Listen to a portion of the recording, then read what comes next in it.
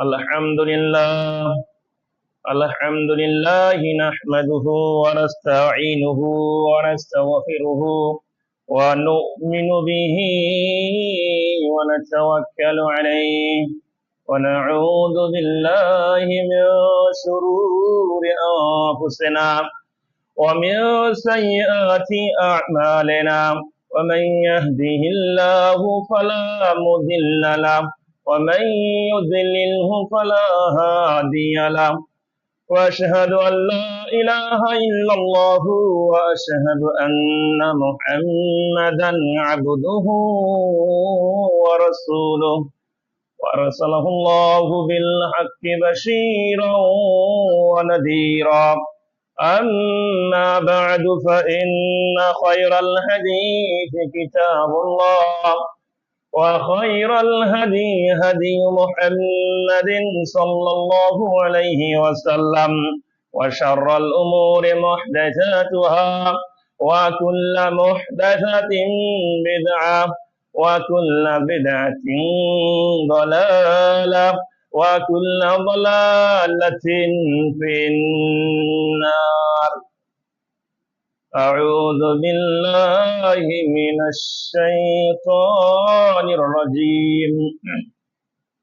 إن عدة الشهور عند الله 12 شهرا في كتاب الله يوم خلق السماوات والأرض منها 4 حرم ذلك الدين القيم فلا تظلموا فيهن أنفسكم.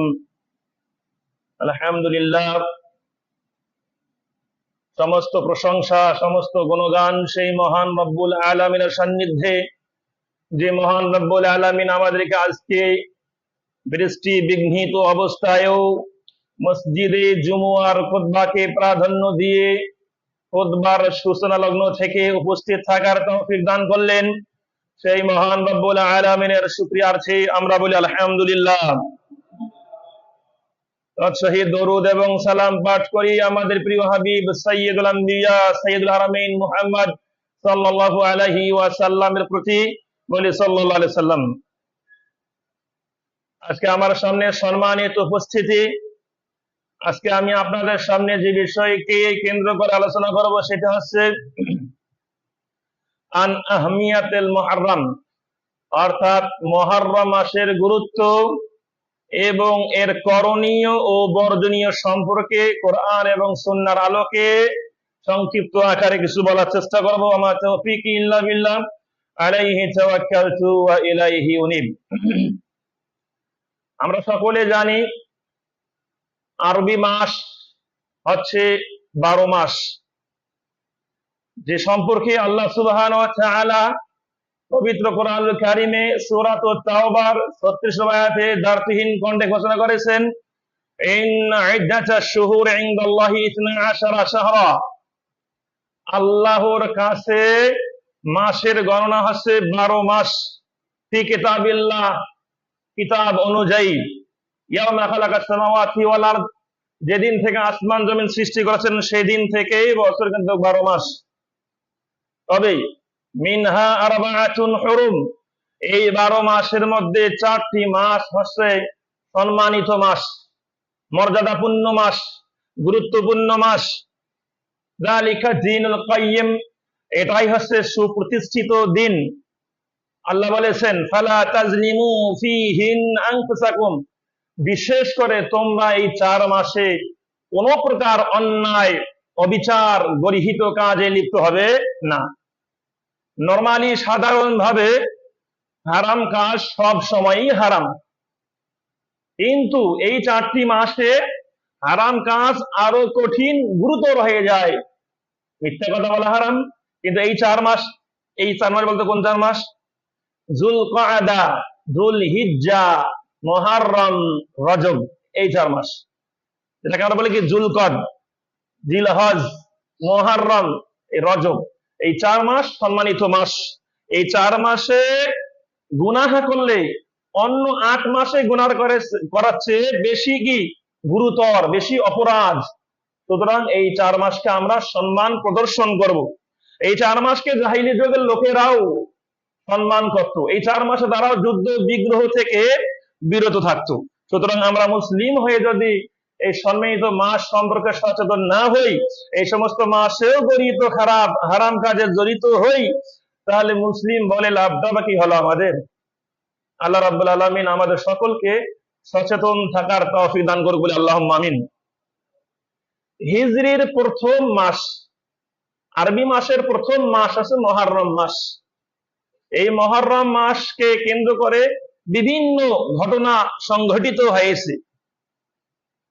তার মধ্যে থেকে আমরা জানি একটি হচ্ছে মূসা আলাইহিস সালাম এবং তার কওম এই মাসে 10 তারিখে ফেরাউনের কবল থেকে নাজাত পেয়েছিলেন। পাশাপাশি ফেরাউন এবং তার সবলে সবাই এই মুহররম মাসের 10 তারিখে কিন্তু সমুদ্রে ডুবে হাবুডুবু খেয়েছিলেন, মারা গিয়েছিলেন। এই মাসে আরো অনেক কাহিনী ঘটেছে, যেমন নূহ আলাইহিস সালামের কিস্তি। নূহ আলাইহিস সালামের কিস্তি এই যে মুহররম মাসের 10 তারিখে জুদি নামক পাহাড়ে গিয়ে আটকিয়ে গিয়েছিলেন, তার শুকরিয়ার্থে তিনি কিন্তু সিয়ামও রেখেছিলেন।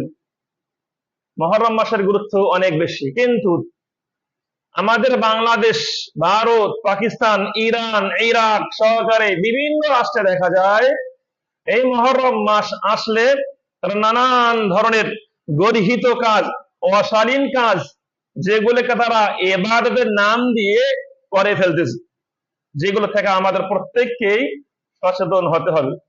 কারবালার ইতিহাসকে নিয়ে অনেক মানুষ দেখা যায় ভুল বক্তব্য প্রদান করতেছেন, সঠিক ইতিহাস থেকে তারা অনেক ঊর্ধ্বে। সঠিক ইতিহাস তাদের কাছে কি নেই বললেই চলে, পুরো সঠিক ইতিহাসকে তারা বিকৃত করেছে। তো এখন আমি আপনাদের সামনে সংক্ষিপ্ত পরিসরে যে কথা বলবো সেটি হচ্ছে এই যে মুহররম মাস সামনে আসতেছে, তার করণীয় কি, এরপরে আমরা যাবো বর্জনীয়। মুহররম মাসের করণীয় আমাদের মুসলিম হিসাবে যেটা করণীয় সেটা হাদিসই প্রমাণ করবে। সহিহ মুসলিমের 1163 নম্বর হাদিস, 1164 নম্বর হাদিস, সহিহ মুসলিমের 1134 নম্বর হাদিস, সহিহ বুখারীর 3397 নম্বর হাদিস, এরকম অসংখ্য হাদিস আছে যেগুলো আমাদের আমলযোগ্য। এই মাসের আমল সম্পর্কে আমরা সকলে জানি। তোর মধ্যে একটা হাদিস সহিহ মুসলিমের 1164 নম্বর হাদিস। عن أبي هريرة رضي الله تعالى عنه قال قال رسول الله صلى الله عليه وسلم আল্লাহ রাসূল সাল্লাল্লাহু আলাইহি ওয়াসাল্লাম বলেছেন, আফদালুস সিয়াম বা'দা রমাদান শাহরুল্লাহিল মুহাররম। রমজান মাসের পরে সবচেয়ে গুরুত্বপূর্ণ শ্রেষ্ঠতম যে সিয়াম রয়েছে সেটি হচ্ছে এই মুহররমের আশুরা সিয়াম রাখা। সুবহানাল্লাহ। তাহলে বুঝতে পারলাম আশুরার দিন 10 মুহররমে সিয়াম রাখা রমজানের পরে গুরুত্বপূর্ণ ফজিলতপূর্ণটা কি সিয়াম। যে সিয়ামের ফজিলত প্রসঙ্গে কাতাদা রাদিয়াল্লাহু থেকে একটা হাদিস বর্ণিত হয়েছে। আনাবি কাতাদা রাদিয়াল্লাহু আনহু قال قال رسول الله صلى الله عليه وسلم, তিনি বললেন সিয়ামু, আল্লাহ রাসূল বললেন সিয়ামু ইয়াউমি আশুরা, আশুরার দিন মুহররমের 10 তারিখে যে সিয়াম রাখবে, আহতাসিবু আলাল্লাহ আইয়ুকাফিরা সানাতাল্লাতি ক্বাবলা, আল্লাহ রাসূল বলতেছেন আমি আল্লাহর কাছে আশা রাখি আল্লাহ রাব্বুল আলামিন আশুরা সিয়ামের বিনিময়ে বিগত দিনের 1 বছরের গুনাহ maaf করে দিবেন। সুবহানাল্লাহ। আমাদের জীবনে অনেক গুনাহ, অনেক পাপ পঙ্কিলতায় আমরা নিমজ্জিত হয়ে গেছি। তো আমাদের পাপগুলোকে মোচন করার জন্য অবশ্যই ভালো কাজগুলো করতে হবে। এখানে একটা নোট মনে রাখবেন, ভালো একটা পয়েন্ট মনে রাখবেন। যত আমলের কথা বলা হয় যে এই কাজ করলে এই সওয়াব, এই আমল করলে 1 বছরের গুনাহ maaf, ওই আমল করলে 2 বছরের গুনাহ maaf, যত মাপের কথা বলা হয়েছে এই মাপ থেকে উদ্দেশ্য হচ্ছে সগীরা গুনাহ, কবিরা গুনাহ নয়। কিন্তু আপনি চুরি করতেছেন, আপনি শিরক করেন, আপনি জাদু করেন, আপনি তাবিজ করেন, অমুক তমুক করেন, এগুলো কিন্তু কবিরা গুনাহ, শিরক পর্যায়ে। কিন্তু শিরক কিছু কি, শিরকের নিচে কবিরা গুনাহ, নিচের ধাপের। এই সমস্ত কবিরা গুনাহ মাপের জন্য অবশ্যই তওবা শর্ত, অবশ্যই তওবা শর্ত। তওবা ছাড়া কবিরা গুনাহ মাপ হবে না। ভালো করে মনে রাখতে হবে, যত ধরনের সগীরা গুনাহ আছে এই সগীরা গুনাহ মাফ হয় এই সিয়াম রাখলে, অমুক সিয়াম রাখলে, মুহররমের সিয়াম রাখলে, আরাফা সিয়াম রাখলে, তারপর আপনার শাওয়াল মাসের সিয়াম রাখলে, এগুলো থেকে যেগুলো মাফ হয় গুনাহ, এগুলো উদ্দেশ্য কি? ছোট ছোট গুনাহ। আর বড় গুনাহ মাফের জন্য আপনাকে অবশ্যই তাওবাতুন নাসুহা করতে হবে, খাঁটি তওবা করতে হবে। তাহলে বুঝতে পারলাম মুহররমের 10 তারিখে সিয়াম রাখার মাধ্যমে আল্লাহ সুবহানাহু ওয়া তাআলা আমাদের বিগত এক বছরের যত ছোট গুনাহ আছে মাফ হয়ে যাবে। এখন আপনার প্রশ্ন থাকতে পারে যে একটা হাদিস আছে, এক সালাত থেকে আরেক সালাত, এক জুমুয়া থেকে আরেক জুমুয়া, এক রমজান থেকে আরেক রমজান, এর মধ্যবর্তী যত গুনাহ হয়ে থাকে ছোট ছোট গুনাহ, এগুলো মাফ হয়ে যায়। সুবহানাল্লাহ। যেমন আপনি ফজর নামাজ পড়েছেন? জি হ্যাঁ পড়েছি। এখন জুমা পড়তেছি, এই ফজর এবং জুমার মধ্যবর্তী যত ছোট গুনাহ আছে অটোমেটিক আল্লাহ মাফ করে দিয়েছে। তাহলে যারা আমরা নিয়মিত নামাজ পড়ি, যারা উযু করি, এই উযু করার মাধ্যমে গুনাহ ধরে পড়ে। কেমন করে? আপনি যখন উযু করেন, যখন মুখ ধৌত করেন, মুখ দিয়ে আপনার গুনাহগুলো, ছোট গুনাহগুলো ধরে পড়ে যায়। যখন হাত ধৌত করেন, হাত ধোয়ার সঙ্গে সঙ্গে আল্লাহ রাসূল বলছেন মিন আখিরে কাতরিল মা, শেষ পানির ফোঁটার সঙ্গে সঙ্গে গুনাহগুলো ঝরে পড়ে যায়।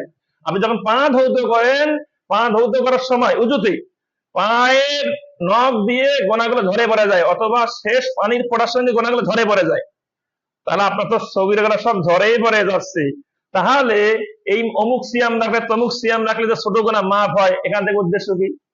জি হ্যাঁ, আপনার যদি ছোট গুনাহ নাই থাকে তাহলে আল্লাহ সুবহানাহু ওয়া তাআলা আপনার মর্যাদা বৃদ্ধি করে দেবেন। সুবহানাল্লাহ।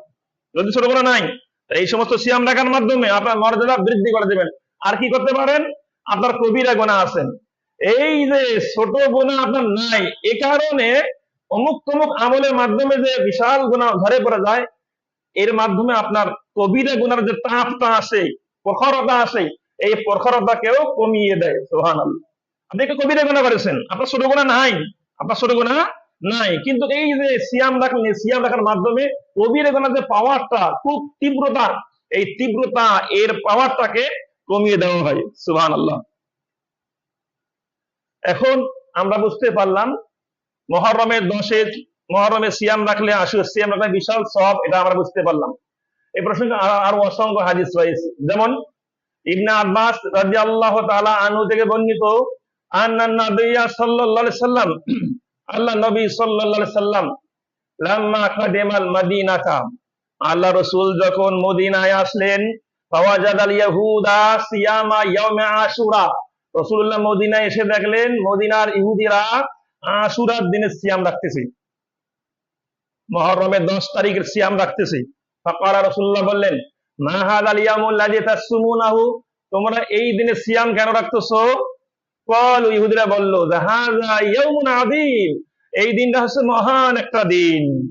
আনজালাহু ফি মূসা ওয়া কওমহু, এই দিনে আল্লাহ রাব্বুল আলামিন মূসাকে এবং তার গোত্রকে ফিরআউনের কবল থেকে রক্ষা করেছেন। ওয়া গররাকা ফিরআউন ওয়া কওমহু, এই দিনে আল্লাহ ফিরআউনকে এবং তার সদল বলে সবাইকে ডুবিয়ে মেরেছেন। ফাসামাহু মূসা শুকরান, এই কারণে মূসা আলাইহিস সালাম শুকরিয়ার চেয়ে তিনি সিয়াম রেখেছিলেন। ওয়া নাহনু নাসুমুহু, যেহেতু আমরা মূসার অনুসারী ইহুদি, তাই আমরা এই দিনে সিয়াম রাখি। তখন আল্লাহ রাসূল বললেন যে নাহানু আহাক্কু ওয়া আউলা বিমূসা মিনকুম, আমরা তোমাদের চেয়ে এই দিনে সিয়াম রাখতে বেশি হকদার, কারণ তোমরা তো মূসার তাওরাত কিতাবকে বিকৃত করেছো, যেভাবে যে দিন নিয়ে তিনি এসেছেন সেই দিনকে তোমরা পরিবর্তন করে ফেলেছো, কিন্তু আমরা পরিবর্তন করিনি, তাই তোমাদের চেয়ে বেশি আমরা মূসাকে ভালোবাসি। তাই রাসূলুল্লাহ সাল্লাল্লাহু আলাইহি ওয়াসাল্লাম সামাহু, এই দিনে সিয়াম রাখলেন। ওয়া আমারা বিসিয়ামিহি, এবং জনসাধারণকে, সাহাবীদেরকে এই দিনে সিয়াম রাখার জন্য উদাত্ত আহ্বান জানালেন, আদেশ করলেন। সুবহানাল্লাহ। এটি সহিহ বুখারীর হাদিস, 3397 হাদিস। অপর সহিহ এক মুসলিমের হাদিস, হিনা সামাহু রাসূলুল্লাহ সাল্লাল্লাহু আলাইহি ওয়াসাল্লাম, যখন আল্লাহ রাসূল এই মুহররমের 10 তারিখে সিয়াম রাখলেন, ওয়া আমারা বিসিয়ামি, এবং সাহাবীদেরকে বললেন যে তোমরাও এই 10 তারিখে সিয়াম রাখো। ক্বালু, তখন সাহাবারা রাসূলুল্লাহকে আবদার জানাইলো, ইয়া রাসূলুল্লাহ, হে আল্লাহর রাসূল, আপনি যে দিনে সিয়াম রাখতেছেন, হাযা ইয়াউমুন ওয়াজ্জিমুহুল ইয়াহুদু ওয়ান নাসারা, যে দিনে সিয়াম রাখতেছেন সে দিনকে ইহুদেরাও মর্যাদা করে, সম্মান দেয়, খ্রিস্টানরাও সম্মান দেয়। তাহলে আমরাও যদি সেদিন সিয়াম রাখি তাহলে একে হয়ে গেলাম। তখন আল্লাহ রাসূল বললেন, ও আচ্ছা তাই তো, লাইন বাকিতু ইলা কাবিলিন লাসুমান্না তাসিয়া, যদি আমি সামনের বছর জীবিত থাকি তাহলে এই 10 তারিখের সঙ্গে আর একদিন সিয়াম রাখবো। সুবহানাল্লাহ। তাহলে মোট হচ্ছে 9 তারিখ এবং 10 তারিখ সিয়াম, আশুরা সিয়াম রাখা হবে। এই 9 তারিখ সিয়াম রাখার মাধ্যমে ইহুদি খ্রিস্টানদের খেলাফও করা হবে। যদি 9 তারিখে না পারেন তাহলে 10 তারিখ 11 তারিখ। ওলামায়ে কেরাম বলেছেন, যদি কেউ মুহররমের 9 তারিখ, 10 তারিখ, 11 তারিখ এই 3 দিন সিয়াম রাখে, সে উত্তম কাজ করলো, সে সুন্নাহ মোতাবেক কাজ করলো, মানে এটা আরো উত্তম। এটা কি আরো উত্তম? 3 দিন সিয়াম রাখা উত্তম, এরপরে হচ্ছে 2 দিন। এই এখন যদি কোনো ব্যক্তি বলে যে আমার এত সিয়াম রাখার কোনো কি নাই, অভ্যাস নাই, সময় নাই, কষ্ট লাগে, পারবো না, আমি শুধু একদিন সিয়াম রাখবো আশুরার দিন, তাহলে একদিন সিয়াম রাখা যাবে কি যাবে না? এই ব্যাপারে ইবনে তাইমিয়া রাহিমাহুল্লাহ সহকারে আর ওলামায়ে কেরাম বলেছেন, যদি কেউ আশুরার দিন সিয়াম রাখে তাহলে আশা রাখা যায় যে সে সওয়াব পাবে, তার গুনাহ হবে না, এর মাকরুহ হবে না। যেহেতু আল্লাহ রাসূল অসংখ্য হাদিসে বলেছেন আশুরার দিন একদিন সিয়াম রাখলে কেমন সওয়াব হয়, সেহেতু একদিন সিয়াম রাখলেও রাখতে পারি। তবে উত্তম আছে আমরা সেই দিনের আগে অথবা পরে একদিন সিয়াম রাখবো, অথবা 3 দিনের সিয়াম রাখবো। আল্লাহ রাব্বুল আলামিন আমাদেরকে বোঝার তৌফিক দান করুন, বলি আল্লাহুম্মা আমিন। সিয়ামটা কবে রাখবো? এই মাসে রাখবো, এবং মঙ্গল বুধ, মঙ্গলবারে মুহররমের 9 তারিখ, বুধবারে মুহররমের 10 তারিখ, বৃহস্পতিবার মুহররমের 11 তারিখ, এই 3 দিন রাখলে রাখতে পারেন, উত্তম হবে। আর যদি না রাখেন 9 তারিখ, 10 তারিখ অথবা 10 তারিখ, 11 তারিখ সিয়াম রাখবেন। আল্লাহ সুবহানাহু ওয়া তাআলা এই মুহররমের গুরুত্বপূর্ণ আমলটুকু করার তৌফিক দান করুক, বলি আল্লাহুম্মা আমিন। এখন কথা হচ্ছে, এই মাসকে কেন্দ্র করে দেখা যায় আমাদের বাংলাদেশ সহকারে বিভিন্ন রাষ্ট্রে বিভিন্ন ধরনের উদ্ভট কিচ্ছা কাহিনী। বিশেষ করে হয়তো আপনাদের কেউ কেউ একটা গজল শুনেও থাকতে পারেন। একটা গজলে বলা হয়ে থাকে যে মা ফাতেমা কেঁদে কেঁদে বলে হোসাইনের যে কেন মৃত্যু হলো, হোসাইনের যে কেন মৃত্যু হলো, মা ফাতেমা কেঁদে কেঁদে বলেছে হোসাইনের কেন মৃত্যু হলো। হোসাইনের মৃত্যু তো অনেক কষ্ট পেয়েছেন মা ফাতেমা। অনেকে বলে এরকম গজল, সাজানো গোছানো একটা সুন্দর গজল আছে, ইউটিউবে সার্চ দিলে পেয়ে যাবেন। তারা ইতিহাসকে কিভাবে যে বিকৃত করাচ্ছে একটু ভালো করে খেয়াল করুন। মা ফাতেমা রাদিয়াল্লাহু আনহা তিনি 11 হিজরিতে মারা গেছেন। ভালো করে শুনবেন, ঘুমাবেন না। মা ফাতেমা 11 হিজরিতে মারা গেছেন, আর এদিকে হোসাইন রাদিয়াল্লাহু মারা গেছেন 61 হিজরিতে। তাহলে 50 বছর আগে কি মা ফাতেমা কেঁদেছেন তার সন্তানের জন্য? নাউযুবিল্লাহ মিন যালিক। কিভাবে ইতিহাসকে বিকৃত করা হয়েছে। বিষাদ সিন্ধুর ইতিহাস অনেকেই বলেছেন, মীর মোশাররফ হোসেন এই বিষাদ সিন্ধু ইতিহাস অনেকে বলেছেন। এই ইতিহাস পড়ে আমাদের মুসলমান ভাইয়েরা কি মজা যে পেয়েছে, আর মনে করে এটাই নাকি ঠিক। শিয়া লেখক দ্বারা একটা লেখা, সেই লেখা পড়ে আমরা কি করি? ইসলামী জ্ঞান চর্চা করি। তাহলে আমাদের জ্ঞান কেমন হবে? এই বাংলাদেশ সহকারে বিভিন্ন রাষ্ট্র, এই বাংলাদেশেও কয়েকশো বছর শিয়া শাসকরা শাসন করেছে। শিয়া শাসকরা তারা শাসন করেছে,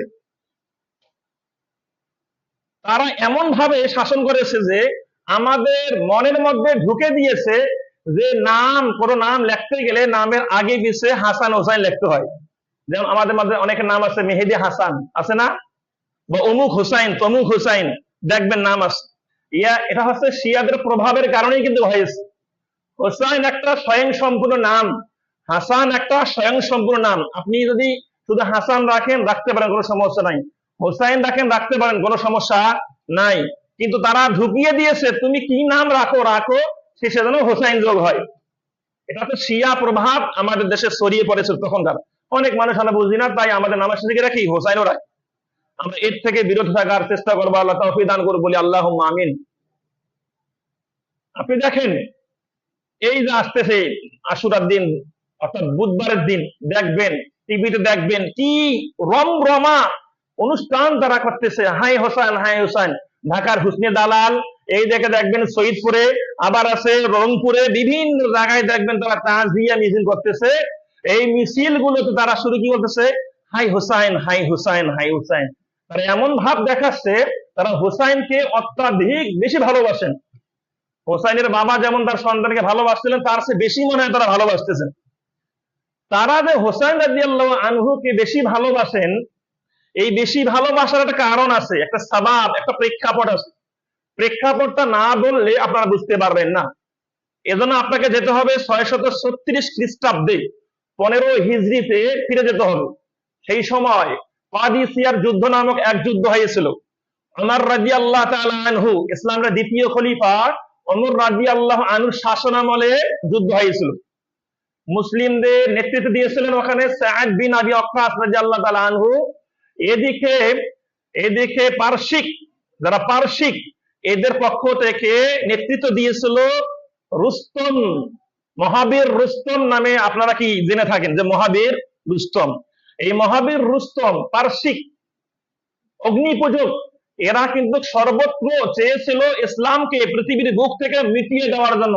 এই জন্যই কিন্তু কাদিসিয়ার যুদ্ধ হয়েছে 636 খ্রিস্টাব্দে 15 হিজরিতে, যেখানে রুস্তম মুসলিমদেরকে ধ্বংস করার জন্য, ইসলামকে পৃথিবীর বুক থেকে মিটিয়ে দেওয়ার জন্য চেষ্টা করেছে। কাদিসিয়ার যুদ্ধ হয়েছে। কি করে সেই রুস্তম নামটা আমাদের মুসলিম ভাইরা রাখি? আমাদের মধ্যে অনেকের নাম আছে কি রুস্তম, আছে না? অনেকের নাম আছে কিন্তু কি রুস্তম, অথচ রুস্তম হচ্ছে ইসলামকে ধ্বংস করার জন্য সার্বিক চেষ্টা করেছিল, সর্ব ধরনের চেষ্টা করেছিল। সুতরাং এই রুস্তম নামটাও আমাদের মুসলিমরা রাখতে পারে না, উচিত নয়। আল্লাহ সুবহানাহু ওয়া তাআলা বোঝার তৌফিক দান করুন, বলে আল্লাহুম্মা আমিন। পারস্যবাসী এবং মুসলিমদের মাঝে ওমর রাদিয়াল্লাহুর খেলাফতকালে যুদ্ধ হয়ে গেল, বিশাল যুদ্ধ। এই যুদ্ধে আলহামদুলিল্লাহ মুসলিমরা জয়লাভ করেছেন, আলহামদুলিল্লাহ। জয়লাভ করার পর পারস্যবাসীর রাজাও সেখানে মারা যান, এবং সেই সময় পারস্যবাসীর রাজা ইজদাহার তার মেয়ে গনিমত হিসাবে মুসলিমরা পেয়ে যায়। পরবর্তীতে হোসাইন রাদিয়াল্লাহু তার মেয়েকে বিয়ে করেন। হোসাইন রাদিয়াল্লাহু আনহু পারস্য রাজার মেয়েকে বিয়ে করেন। এরপর ওই গর্ভ থেকে সেই রাজার যে নাতিগুলো হয়েছে, নাতি থেকে প্রায় আপনার শিয়াদের 12 জন ইমাম জন্মগ্রহণ করেছেন। শিয়াদের 12 জন ইমাম আছে, সব 12 জন ইমামই কিন্তু কি ওই পারস্য রাজার নাতি। যাই হোক, এই যে হুসাইন রাদিয়াল্লাহু যে পারস্য রাজার জামাই হলেন, এই দিক থেকে শিয়া সম্প্রদায়রা হুসাইন রাদিয়াল্লাহকে বেশি ভালোবাসেন। আল্লাহ রসুলের নাতি এই জন্য নয়, কারণ আল্লাহ রসুলের নাতি আরো একজন ছিলেন হাসান, তাকে নিয়ে কিন্তু এত মাতামাতি করেন না। হাসানও কিন্তু শহীদ হয়েছিলেন, বিষ পান করিয়ে তাকে মারা হয়েছিল। তারা কিন্তু কখনো বলে না হাই হাসান। আমরা সকলে ভালো করেই জানি তারা কিন্তু ওই পারস্যকে, অগ্নিপূজককে ভালোবাসত। এই ভালোবাসার কারণে তারা কিন্তু হোসাইনকে বেশি ভালোবাসে।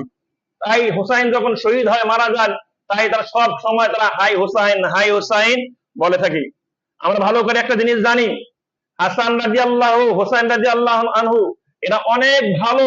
কেমন ভালো? রাসূলুল্লাহ সহিহ বুখারীতে বলেছেন, মান আহাব্বাল হাসান হোসাইন ফাকাদ আহাব্বানি। যারা হাসান হোসাইনকে ভালোবাসে, সেজন্য আমি মুহাম্মদকে ভালোবাসলো। সুবহানাল্লাহ। আল্লাহ রাসূল বলেছেন, হাসান হোসাইনকে যারা ঘৃণা করলো, সেজন্য আমাকেই ঘৃণা করলো। রাসূলুল্লাহ আরো বলেছেন, ইনাল হাসান ওয়াল হুসাইন সাইয়্যিদা শাবাবে আহলিল জান্নাহ। রাসূলুল্লাহ বলেছেন, এই হাসান, এই হুসাইন এরা হচ্ছে জান্নাতে যারা যুবক প্রবেশ করবে, তাদের হবেন সর্দার। সুবহানাল্লাহ। আমরা অবশ্যই হাসান হোসাইনকে আমাদের নিজেদের জীবনের চেয়েও বেশি ভালোবাসি, কিন্তু ভালোবাসার মাত্রা ঠিক রাখতে হবে। তারা কোন উদ্দেশ্যে ভালোবাসে আর আমরা কোন উদ্দেশ্যে ভালোবাসবো। আমরা অবশ্যই ভালোবাসবো হাসান হোসেন আহলে বাইতের অন্তর্ভুক্ত, রাসূলের বংশধরের অন্তর্ভুক্ত। তাই আমরা হাসান হোসেনকে অবশ্যই ভালোবাসবো, তারা সাহাবীর অন্তর্ভুক্ত, অবশ্যই ভালোবাসবো। আমাদের হৃদয়ে বিন্দু পরিমাণ ঘৃণা যেন তাদের উদ্দেশ্যে না হয়, এটা ভালো করে খেয়াল রাখতে হবে। একটা কথা ভালো করে জেনে রাখবেন, হাসান হোসাইন রাদিয়াল্লাহু আনহু এনাদের পিতার নাম কি? আলী রাদিয়াল্লাহু তাআলা আনহু। তিনি ইসলামের ৪র্থতম খলিফা। আলী রাদিয়াল্লাহু আনহুকে ফজর নামাজে তিনি পড়তে যাচ্ছেন, ফজর নামাজ পড়ার সময় রাতের অন্ধকারে সেই যুগের কাফের মুশরিকেরা তাকে হত্যা করেছিল, পথিমধ্যে তাকে হত্যা করেছিল। আলী রাদিয়াল্লাহুর এই নিহত হওয়া, শহীদ হওয়া অবশ্যই ইসলামের ইতিহাসে হোসাইনের চেয়েও বেশি মর্যাদা রাখে, কারণ উনি ইসলামের ৪র্থতম খলিফা। আমরা কিন্তু কখনো বলি না যে হাই আলী, তার নামে কোনো তাজিয়া মিছিলও করি না, খালি করি কখন, হাই হোসাইন হাই হোসাইন। নিশ্চয় বোঝা যায় এখানে নিশ্চয় কোনো কুকৌশল নিহিত রয়েছে। যাই হোক, আলী রাদিয়াল্লাহু আনহুর চেয়েও শ্রেষ্ঠতম ব্যক্তি হচ্ছেন ওমর ইবনুল খাত্তাব রাদিয়াল্লাহু আনহু। যে ওমর ইবনুল খাত্তাব সম্পর্কে আল্লাহ রাসূল বলেছেন, ওমর আনতা তাসলুক ফি তরিকিন লা ইয়াসলুকু শাইতানু ফি তরিকিকা। ওমর, তুমি যে রাস্তা দিয়ে হাঁটো সেই রাস্তা দিয়ে শয়তানও হাঁটে না। সুবহানাল্লাহ।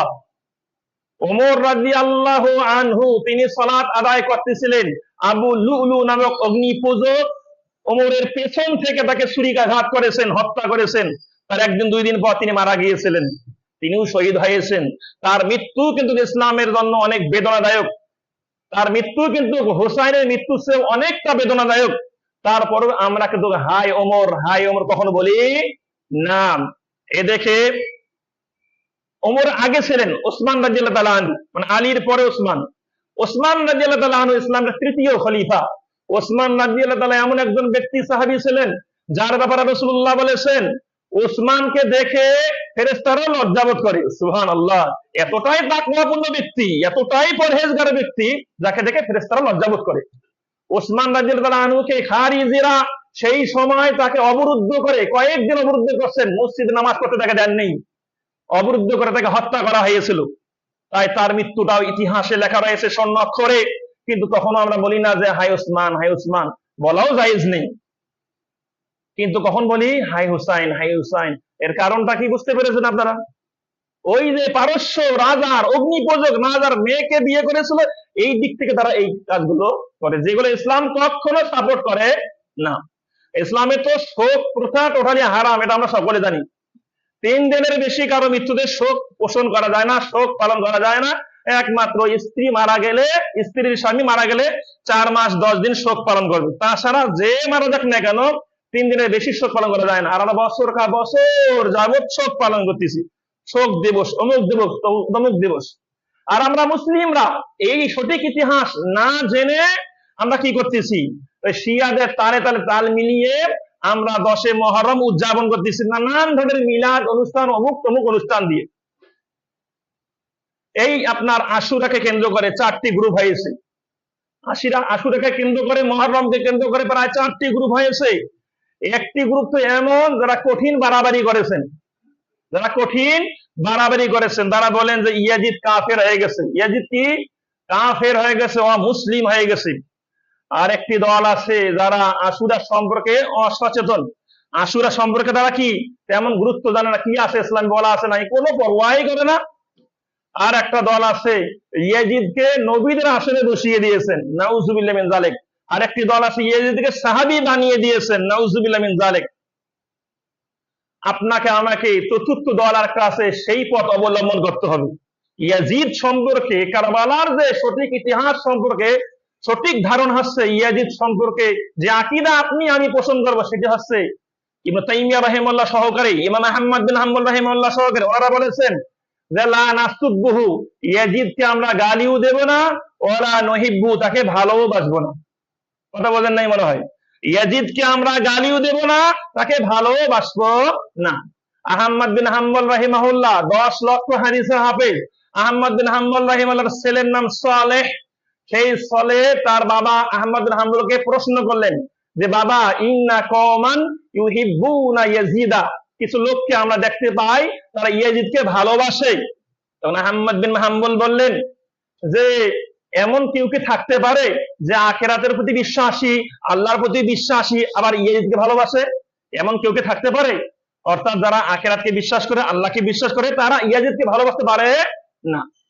তখন সালেহ পাল্টা প্রশ্ন করলেন, হে আমার প্রিয় বাবা, ফালিমা লাম তালআন, তাহলে কেন আপনি ইয়াজিদকে লানত করেন না, কেন আপনি তাকে গালিগালাজ করেন না? তখন আহমদ বিন হাম্বল বললেন, মাতা রাআইতা আবাকা, কখন তোমার বাবাকে তুমি পেয়েছো ইয়ালআনু আহাদান, কাউকে গালি দিতে, কাউকে লানত করতে কখন পেয়েছো? মানে গালিও দেওয়া যাবে না, ভালোবাসাও কি যাবে না। এই হকপন্থী মতের মধ্যে, পথের মধ্যে থাকতে হবে। অন্য জাতি, অন্য সকল মানুষ আপনার কি বলে বলুক, এটা আমাদের কোনো পরোয়া করা যাবে না। এই রকম ভাবে আকীদা বিশ্বাস আহলে সুন্নাহ ওয়াল জামাতের সঠিক আকীদা এটাই। আর যে সমস্ত ব্যক্তি টোটাল বলে ইয়াজিদ কাফের হয়ে গেছে, ওরা শিয়া সম্প্রদায়ের অন্তর্ভুক্ত অথবা শিয়ার আকীদা দ্বারা প্রভাবান্বিত। সুতরাং আল্লাহ সুবহানাহু ওয়া তাআলার কাছে আমরা দোয়া করি, আল্লাহ রাব্বুল আলামিন যেন আমাদের সঠিক ইতিহাস জানার তৌফিক দান করুক, বলি আল্লাহুম্মা আমিন। আমরা সকলে জানি আল্লাহ রাসূলের দৌহিত্র নাতি হোসাইন রাদিয়াল্লাহু যখন কারবালায় শহীদ হন, মারা যান, এটা প্রত্যেক মুমিনের হৃদয়ে নাড়া দেয়। প্রত্যেক মুমিনের হৃদয় একদম নরম হয়ে যায়, কান্না জর্জরিত হয়ে যায় যখন এই ইতিহাস শুনে পড়ে জানে। হোসাইন রাদিয়াল্লাহু তাআলাকে যখন মারা হয়, ওবাইদুল্লাহ বিন জিয়াদ এই সেনাপতির নেতৃত্বে যখন মারা যায়, তখন ইয়াজিদ কিন্তু একটা বাক্য উচ্চারণ করেছিল, যে কথাটা উল্লেখ আছে মিনহাজুস সুন্নাহ, ইমাম ইবনে তাইমিয়ার গুরুত্বপূর্ণ কিতাব মিনহাজুস সুন্নাহর প্রথম খণ্ডে 300 পৃষ্ঠায় উল্লেখ রয়েছে। তিনি বলেছেন ইয়াজিদ কিন্তু ওই উবাইদুল্লাহ যার নেতৃত্বে হোসাইন রাদিয়াল্লাহু মারা গেছেন, উবাইদুল্লাহ সম্পর্কে বলেছেন যে লাআনাল্লাহু ইবনা মারজানা ইয়ানি উবাইদুল্লাহ বিন জিয়াদ, আল্লাহ যেন এই উবাইদুল্লাহ বিন জিয়াদকে লানত করে, আল্লাহ যেন একে লানত করে। লাউ কানা বাইনাহু ওয়া বাইনা হুসাইন রাহিমান, যদি ইবনু জিয়াদ এবং হোসাইন রাদিয়াল্লাহু মাঝে কোনো আত্মীয়তার সম্পর্ক থাকতো, লানা কথালো সে কখনো তাকে হত্যা করত না। তখন ইয়াজিদ বললেন ক্বাদ কুনতু আরদা মিন তাআতি আহলিল ইরাক বিদুনি কতল হুসাইন। ইয়াজিদ বললেন আমি শুধু চেয়েছিলাম যে ইরাকবাসী যেন আমার নেতৃত্ব মেনে নেয়, হুসাইনের কোন ক্ষতি করার প্রয়োজন নাই, হুসাইনকে হত্যা করার কোনোই প্রয়োজন নাই, এটি তিনি বলেছিলেন। এখন উলামায়ে কেরাম ইয়াজিদের প্রতি রাগ হয়েছেন কেন? কেন ইয়াজিদ তার শাসনামলে উবাইদুল্লাহ বিন জিয়াদকে ফাঁসি দিল না, কেন তাকে হত্যা করলো না? এই কারণে উলামায়ে কেরাম বলেছেন আমরা তাকে ভালোবাসতে পারি না এবং ঘৃণাও করব না। কেন ঘৃণা করবো না? এর একটা কারণ আছে, একটা দলিল আছে। দলিলটা কি? সহিহ বুখারীর একটি হাদিস, আল্লাহ রাসূল বলেছেন আউয়ালু জাইশিন মিন উম্মতি ইয়াগজুনাল বাহর ফাকাদ আকজাবু। রাসূলুল্লাহ বলেছেন আমার উম্মতের মধ্যে কিছু লোক এমন আছে যারা সমুদ্র অভিযানে অংশগ্রহণ করেছিল। রাসূলুল্লাহ বলেছেন ফাকাদ আওজাবু, তারা জান্নাতকে ওয়াজিব করে নিয়েছেন। তার মধ্যে ছিলেন মুয়াবিয়া রাদিয়াল্লাহু আনহু, মানে ইয়াজিদের বাবা ছিলেন সেই যুদ্ধে। রাসূলুল্লাহ বলেছেন আউয়ালু জাইশিন মিন উম্মতি ইয়াগজুনা মাদিনাতা কায়সার, আমার উম্মতের মধ্যে কিছু লোক এমন আছেন যারা কনস্টান্টিনোপল এই যুদ্ধে অংশগ্রহণ করেছেন, ফাকাদ মাগফুরুল লাহুম, তাদেরকে ক্ষমা করে দেওয়া হয়েছে। আর সেই যুদ্ধের সেনাপতি ছিলেন ইয়াজিদ বিন আবি মুয়াবিয়া, সেই যুদ্ধের সেনাপতি ছিলেন। আল্লাহ যাকে ক্ষমা করবেন তাকে তো আমরা লানত করতে পারি না, আল্লাহ যাকে ক্ষমা করবেন তাকে তো লানত করতে পারি না।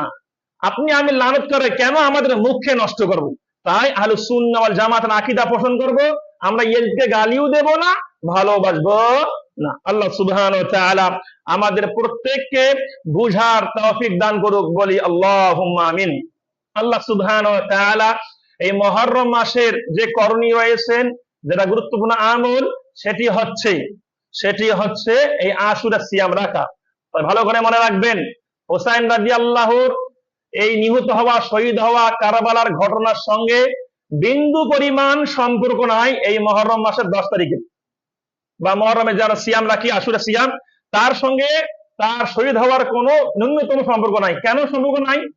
কারণ মুসা আলাইহিস সালামের যুগ থেকেই সিয়াম রাখা হয়, মুসা আলাইহিস সালামের যুগ থেকে রাসূলুল্লাহ সিয়াম রেখেছেন। তাহলে হুসাইন রাদিয়াল্লাহুর মৃত্যুর আগ থেকে, অর্থাৎ প্রায় 50 বছর আগ থেকে এই সিয়াম রাখা হয়। তিনি মারা গেছেন 61 হিজরিতে। কে? হুসাইন রাদিয়াল্লাহু মারা গেছেন 61 হিজরিতে, আর আল্লাহ রাসূল মারা গেছেন 11তম হিজরিতে। প্রায় 50 বছর আগ থেকে আমরা কি রাখতেছি? আশুরা সিয়াম রাখতেছি, সাহাবায়ে কেরাম আশুরা সিয়াম রাখতেছি। তার বোঝা যাচ্ছে তার নিহত হওয়ার সাথে এই কারবালার কাহিনীর সঙ্গে আপনার আশুরা সিয়ামের বিন্দু পরিমাণ সম্পর্ক নাই। আমরা সিয়াম রাখবো ওই উদ্দেশ্যে, যেহেতু মুসা আলাইহিস সালামকে নাজাত দেওয়া হয়েছিল, ফেরাউনকে ডুবানো হয়েছিল, এই উদ্দেশ্যে আমরা কি করবো? আশুরা সিয়াম রাখবো। আর এই উদ্দেশ্যে রাসূলুল্লাহ আশুরা সিয়াম রাখার উদাত্ত আহ্বান জানিয়েছেন। আল্লাহ সুবহানাহু ওয়া তাআলা আমাদের প্রত্যেক মুসলিম ভাইদেরকে সঠিক ইতিহাস জেনে আশুরার করণীয়, মুহররমের করণীয় বড়জনে জেনে আমাদেরকে আমল করার তৌফিক দান করুক, বলি আল্লাহুম্মা আমিন। আপনারা দেখবেন এই মুহররমের দিন বড়জনীর অন্তর্ভুক্ত একটা গাছ, তারা তাজিয়া মিছিল করবে। এইদিকে হয় কি না আমি জানি না, এইদিকে হয় কি না জানি না, শহরে হইতে পারে। তাজিয়া মিছিল কেমন করে? তারা ভুয়া লাশ কি করে তৈরি করে, একটা ভুয়া লাশ তৈরি করে মাথায় নিয়ে একদম মিছিল করে, ঢোল বাজনা একদম রং তামাশা করতে করতে তারা কি মিছিল করতে করতে যায়। এটার সঙ্গে ইসলামের ন্যূনতম সম্পর্ক নাই। যেখানে রাসূলুল্লাহ সাল্লাল্লাহু আলাইহি ওয়াসাল্লাম রাওয়াহু তাবরানী ওয়াল বাইহাকী একটা হাদিসে বলেছেন, মান যারা কবরান, আল্লাহ রাসূল বলেছেন, মান যারা কবরান, যারা এমন কোন কবর জিয়ারত করলো, বেলা মাকবুরিন, যেখানে লাশই নাই, লাশ নাই, কবর জিয়ারত করা শুরু করলো, খাম্বা পূজা, অমুক তমুক, এই যে ভুয়া লাশ তাজিয়ে মিছিলে, এমন কোন কবর জিয়ারত করলো, ফাকা আন্নামা আবাদাস সানাম, সেজন্য মূর্তির ইবাদত করলো। নাউযুবিল্লাহ মিন যালিক। মূর্তির ইবাদত করা তাওহীদ না শিরক? শিরক। এটা ভালো করে খেয়াল রাখতে হবে, মূর্তির ইবাদত করাও শিরক। আর আমাদের মুসলিম ভাইদের মাঝে, বিশেষ করে আহলুল হাদিস সমাজ, ভালো করে আমরা জানি যে শিরক করা সবচেয়ে ঘৃণিত অপরাধ।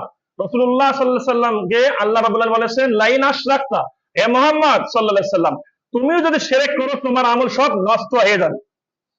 আমরা সকলে জানি, মুসলিম ভাইরা, বিশেষ করে আহলে হাদিস সমাজ সবাই জানি শিরক করব না। বিশেষ করে তাবিজ কবর, এটা কমন একটা শিরক। এটা কি শিরক? কমন একটা শিরক। এই শিরক স্পষ্ট শিরক, আমরা সবাই জানি। তারপর আমাদের আহলে হাদিস সমাজের কিছু কিছু ভাইয়েরা এমন রয়েছে এই শিরকের সঙ্গে জড়িত। কাউকে কারণ করে এই তাবিজ কবরের মাধ্যমে, কারো সংসার ভাঙ্গে তাবিজ কবরের মাধ্যমে, কাউকে বশ করার জন্য তাবিজ কবর ব্যবহার করে। টোটালি শিরক। তো হাজি গাজি যাই হোক না কেন, ওরা আবার শয়তান জাহান্নাম হবে। সুতরাং সাবধান, যারা এই পথ অবলম্বন করেছিলেন, এখনো সময় আছে, তওবা করে আল্লাহর পথে, তাওহীদের পথে ফিরে আসেন। তাওহীদের পথে ফিরে আসেন। শিরক, এই তাবিজ কবর টোটালি শিরক, এগুলো বর্জন করার চেষ্টা করি। আল্লাহ আমাদেরকে বোঝার তৌফিক দান করুক, বলি আল্লাহুম্মা আমিন। আল্লাহ রাব্বুল আলামিন এই দুনিয়ার জীবন মুমিনদের জন্য হচ্ছে কি জেলখানা স্বরূপ। জেলখানায় আপনি সুন্দরভাবে আরাম আয়েশে কমফোর্টলি আপনার লাইফ পাসিং করতে পারবেন না, উদযাপন করতে পারবেন না। সুতরাং এই দুনিয়ার কষ্ট হবেই, কষ্ট আপনাকে মেনে নিতে হবে। পাশাপাশি আরেকটা কথা বলতে চাই, আল্লাহ রাব্বুল আলামিনকে বলা হয় গফুর রহিম, অত্যাধিক ক্ষমাশীল, অত্যাধিক দয়ালু। আল্লাহ আমাদের শ্রেষ্ঠ অভিভাবক, নি'মাল মাওলা ওয়া নি'মাল ওয়াকিল, শ্রেষ্ঠ অভিভাবক হচ্ছেন আল্লাহ রাব্বুল আলামিন। সুতরাং আমরাও অনেক সময় অভিভাবক হই। পরিবারের যিনি বাবা, তিনিও কি গার্জিয়ান, পরিবারের মা, তিনিও গার্জিয়ান। আপনার কোম্পানি আছে, আপনার কারখানা আছে, কারখানা আপনার অধীনে প্রায় 100 জন কাজ করে, আপনি সকল লোকের অভিভাবক। সুতরাং কারখানার লোকদের ভুল হওয়ায় স্বাভাবিক। এই ভুল যিনি মাফ করতে পারেন, তিনি হচ্ছেন খাঁটি বান্দা। যিনি ভুল মাফ করে, মানুষের ভুল মাফ করে, মানুষকে ক্ষমা করে দেন, তিনি খাঁটি বান্দা, তাকে আল্লাহ ভালোবাসেন। তাই পিতাও কি অভিভাবক, পিতার সন্তানরাও অনেক সময় ভুল করে। সুতরাং যে পিতা তার সন্তানকে ক্ষমা করে নিয়ে, আপন করে নিয়ে সংশোধন করতে পারে, সেই পিতাই হচ্ছে উত্তম আদর্শবান পিতা। যদি আপনি সন্তানকে ক্ষমাই করতে না পারেন, তাহলে অযোগ্য পিতা আপনি, অযোগ্য পিতা। আপনার সন্তান ভুল করতে পারে, এই ভুলের পথ আপনি তাকে মাফ করে দেন, মাফ করে নজির দেখান যে আমি তোমাকে মাফ করলাম এই উদ্দেশ্যে যে আল্লাহ যেন আমাকে মাফ করেন। এই গুণটা কয়জনের আছে? ত্যাগ, রাগ, জেদ, ক্ষোভ, এগুলো আমাদেরকে ক্ষমা করতে শিখায় না। উদারতা, এগুলো আমাদেরকে ক্ষমা করতে শিখায়। রাসূলুল্লাহ সাল্লাল্লাহু আলাইহি ওয়াসাল্লামের 10 বছর খেদমত করেছেন আনাস রাদিয়াল্লাহু আনহু। আল্লাহ রাসূল বলতেছেন, আনাস বলতেছেন, আল্লাহ রাসূল আমাকে কোনোদিন বলেন নাই যে আনাস কেন তুমি এই কাজটা করলে, কোনোদিন বলেন নাই। কেন তুমি এই কাজটা করলে না, কোনোদিন এই কথা বলেন নাই। মানে এতটাই বিনয়ী রাসূলুল্লাহ সাল্লাল্লাহু আলাইহি ওয়াসাল্লাম যে তার মাধ্যমে তার কর্মচারীরা তার ব্যবহারে একদম বিমুগ্ধ হয়েছিলেন। আমরা যারা অভিভাবক রয়েছি, আমাদের আন্ডারে যারা থাকে, আমাদের আন্ডারে থাকা লোকেরা যদি ভুল করে, তাকে ক্ষমা করতে শিখি, তাহলে আল্লাহ আমাকে ক্ষমা করবেন, তাকে শিক্ষা দেবেন, তাকে বুঝাবেন, আদর্শ শিক্ষা দেবেন। আল্লাহ সুবহানাহু ওয়া তাআলা আমাদের প্রত্যেক মুসলিম ভাইদেরকে সকলকে আদর্শবান হওয়ার তৌফিক দান করুক, বলি আল্লাহুম্মা আমিন। আমরা সবাই পাপী, সবার গুনাহ আছে, সবার পাপ আছে। সুতরাং পাপ থেকে আপনাকে আমাকে তওবা করতে হবে। পাপ থেকে তওবা করে, তাওবাতুন নাসুহা করে, খাঁটি তওবা করে আমাদেরকে পবিত্র হয়ে থাকার চেষ্টা করতে হবে। না জানি কখন মৃত্যু চলে আসে, না জানি কখন মৃত্যু চলে, কেউ বলতে পারবেন না যে আমি কালকে মারা যাব। তার আগেও মরতে কি পারেন। মৃত্যুর জন্য আমরা প্রস্তুত নই। আমাদের মুসলিম ভাইদেরকে কত বুঝাচ্ছি, কত বলতেছি যে জুমুয়ার খুতবা একটা এত গুরুত্বপূর্ণ খুতবা, জুমুয়ার খুতবা এতটাই গুরুত্বপূর্ণ খুতবা, আমাদের কানগুলো কি বধির থাকে নাকি কানের একদম কর্ণ শিকড়ে কথা প্রবেশ করে না? জুমুয়ার খুতবা এতটাই গুরুত্বপূর্ণ খুতবা যে যে খুতবার 1 মিনিট মিস করা হারাম আপনার জন্য। যে খুতবার আজানের পর যদি আপনি হালাল কাজও করেন, এই হালাল কাজটাও হারাম হবে।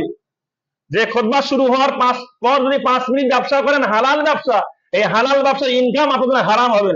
কেন? এই খুতবার আগেই মসজিদে আসার জন্য উদাত্ত আহ্বান আল্লাহ জানিয়েছেন, ইদা নুদিয়া লিসসালাতি ফাসআউ ইলা যিকরিল্লাহ। জুমার আযান দেওয়া হলে দৌড়ে দৌড়ে তাড়াতাড়ি মসজিদে আসো। 1 সেকেন্ড বাসায় থাকার সময় তোমার নাই, সুযোগ নাই। আল্লাহ যে কবে বুঝ দিবেন আল্লাহ ভালো জানেন। যে চাকরি আপনাকে জুমার খুতবা শ্রবণ করতে দেয় না, সেই চাকরি বয়কট করেন। যে দোকান ব্যবসা আপনাকে কি দেখায়, আপনাকে একদম খারাপ পথে নিয়ে যায়, যে দোকান যে ব্যবসা আপনাকে জুমার খুতবা শুনতে দেয় না, সেই দোকান বয়কট করে, সেই দোকানে বরকত কখনো পাবেন না। যদিও মনে করছেন কোটিপতি হয়েছেন, যে না বরকত পাবেন না, লিখে নেন বরকত পাবেন না। বরকত আলাদা জিনিস। 5,000 টাকা কামাই করে মানুষ বরকত পায়, আর আপনি আমি 5 লাখ টাকা কামাই করে বরকত পাই না। কেন? আল্লাহর বিধান থেকে দূরে সরে গিয়েছি। তাই ভাইয়েরা উদাত্ত আহ্বান জানাচ্ছি, দোকানপাট ব্যবসা বাণিজ্য কাজ করব যা আছে টোটালি ছেড়ে দিয়ে এসে জুমার খুতবার সূচনা লগ্ন থেকে থাকার উদাত্ত আহ্বান জানাচ্ছি। আল্লাহ আমাদের মুসলিম ভাইদেরকে কবুল করুক বলি আল্লাহুম্মা আমিন। আল্লাহ আমাদেরকে জ্ঞান দান করুক, সুমতি দান করুক বলি আল্লাহুম্মা আমিন।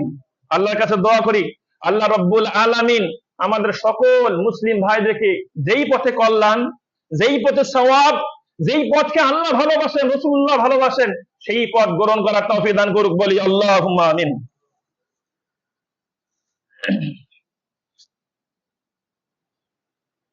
ইন্নাল হামদুলিল্লাহ ওয়াস সালাতু ওয়াস সালামু আলা মান লা নাবিয়্যা বা'দা। আউযু বিল্লাহি মিনাশ শাইতানির রাজীম। ইন্নাল্লাহা ওয়া মালাইকাতাহু ইউসাল্লুনা আলান নাবী ইয়া আইয়ুহাল্লাযীনা আমানু সাল্লু আলাইহি ওয়া সাল্লিমু তাসলিমা। আল্লাহুম্মা সাল্লি আলা মুহাম্মাদ ওয়া আলা আলি মুহাম্মাদ কামা সাল্লাইতা আলা